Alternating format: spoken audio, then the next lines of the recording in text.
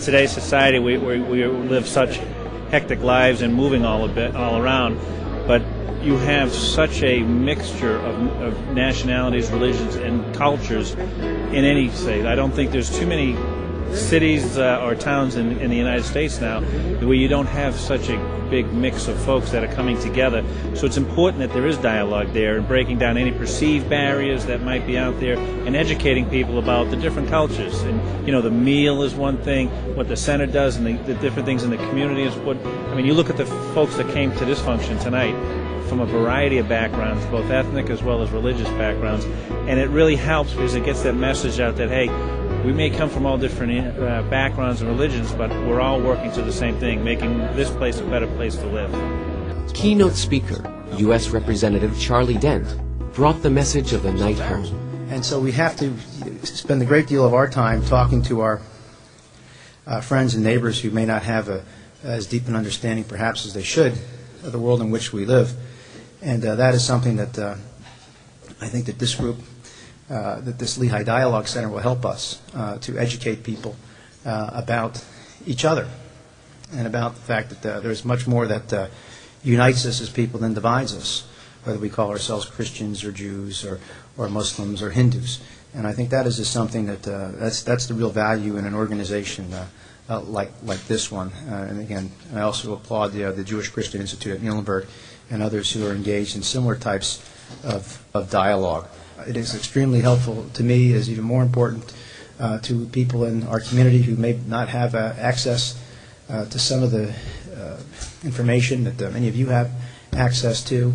I think this is extremely important for us to, again, recognize that we all are bonded by our common humanity, and that even though we may embrace different faiths and points of views on various issues, that these types of dialogues, I think, take us a long way in understanding each other and helping to facilitate and advance a more peaceful and just solutions to our problems, and certainly facilitates greater understanding among all people. So with that, I want to thank you for this opportunity. I enjoy the food, by the way. Something about Mediterranean food, Middle Eastern food, that is just first rate, and the baklava looks very good. Here tonight you have people of many different faiths here together, again, celebrating the richness of each of our traditions and heritages and cultures and faiths. And I think that that's extraordinarily important to all of us. Our society is becoming increasingly diverse, and as a world we're increasingly interconnected, so I think it's extremely important to start a dialogue, to maintain that dialogue. As a Muslim, it's our duty to show the public what Muslims are, and we have to,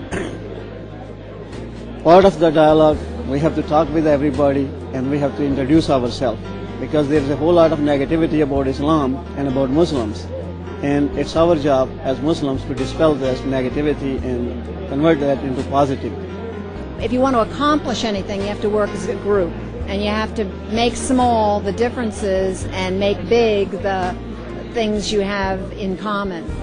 And it doesn't necessarily have to be religious. It can be cultural. It can be countries. It can be race. It can be many, many differences that people have to overcome and work on. I'm Christian, and I have a lot of Christian friends and who don't have an opportunity to get to know Muslims. They don't have Muslims as neighbors or whatever.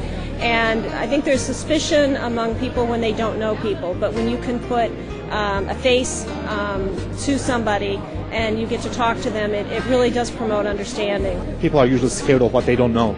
So that was the case. They didn't know any better, so they were scared of the people in this area. But the more you talk about yourself, your neighborhood, your religion, your culture, they feel more comfortable. And I guess that's the way it should continue if you want to introduce ourselves into the United States. I think people as a whole tend to be suspicious of people that are different, and the only way you're going to get past that is to get them to get to know one another. And I think when people get to know each other, they realize that really we're basically all the same underneath. First, we wanted to bring community leaders, the leaders of the non-profit organizations, leaders of the churches, synagogues, and other non-profit organizations like Amnesty International was here today, and Red Cross was here today, Latino, Hispanic group leaders was here today. So we can bring leaders first on the table and then it's going to be cascading effect to the members of that leaders in their own institutions, whether it's church or synagogue or non-profit organization.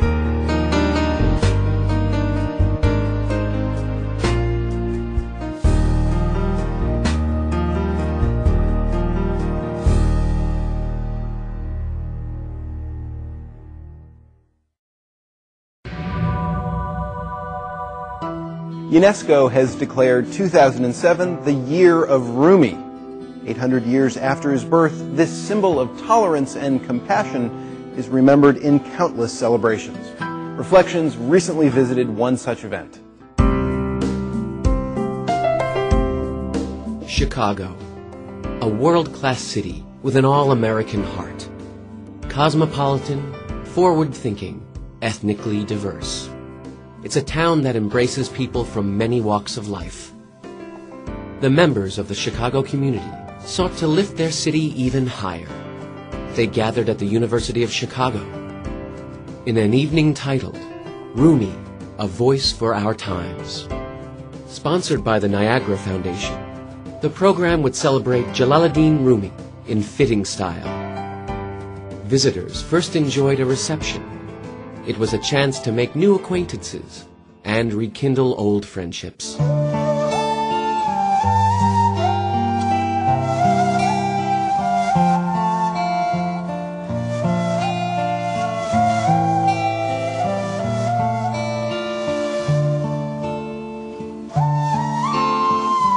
The audience watched a short film. It told the story of Mevlana in brilliant color.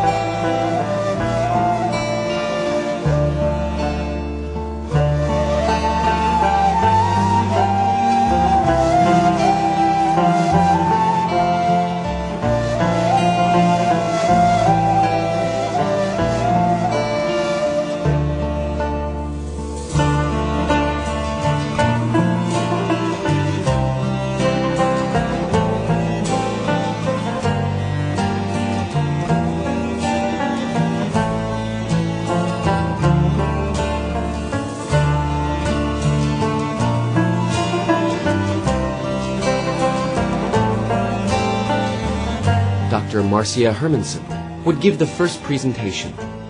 She took the night's theme and turned it into a question. Is Rumi a voice for our age? The professor turned to Rumi's own work for answers. Rumi, therefore, speaks to the concerns of our age in exemplifying a faith and spirituality that is grounded in an Islam that is loving, cultured, and at times ecstatic. The fact that UNESCO has designated 2007 as the Year of Rumi indicates that Rumi's art reached a level of world civilization, and that his message can be shared by all civilizations and peoples, secular, New Age, religious, atheist,